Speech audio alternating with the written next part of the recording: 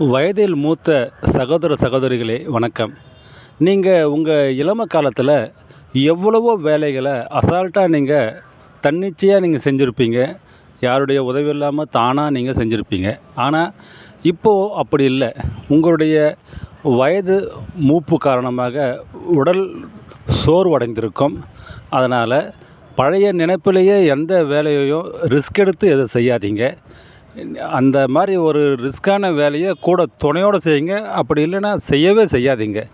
வீட்டில் இருக்கிற உங்கள் பிள்ளைங்களை செய்ய வைங்க. மற்றபடி நீங்கள் உங்கள் இஷ்டமாக எந்த ஒரு வேலையும், அதுவும் வீட்டில் யாரும் இல்லாத டைமில் செய்யவே செய்யாதீங்க. பாருங்கள், இப்போது அந்த மாதிரி செய்கிற சில பேருடைய அந்த நிலைமையை பாருங்கள்.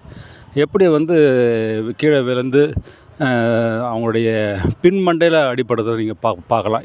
விழுறவங்க அத்தனை பேருமே பின்மண்டையில் அடிபட்டு தான் விழுறாங்க. விழுந்த உடனே அசைவற்று கிடக்குறாங்க. அப்போ அதிலேருந்து என்ன தெரியுதுன்னா, அந்த சிறு மூளை இருக்கு இல்லையா, அதுக்கு அதிகமாக பாதிப்பு ஏற்பட்டிருக்குன்னு அர்த்தம். அதனால் ரொம்ப கேர்ஃபுல்லாக இருங்க. வீட்டில் செய்ய வேண்டிய வேலை, உங்களால் முடிஞ்ச வேலையை மட்டும் செய்யுங்க. முடியாத வேலையை நீங்கள் சேர் போட்டு ஸ்டூல் போட்டு ஏறி அதை செய்யணும்னு நினைக்காதீங்க. அது இப்போது உங்கள் வயதுக்கு அது இயலாத காரியம். நன்றி, வணக்கம். வாழ்க வளமுடன், நலமுடன், நீடூழி. மேலும் இந்த பயனுள்ள தகவலை அனைவருக்கும் பகிர்ந்து ஒரு சமுதாயத்தில் ஒரு நல்ல விழிப்புணர்ச்சியை ஏற்படுத்த அன்புடன் வேண்டுகிறேன்.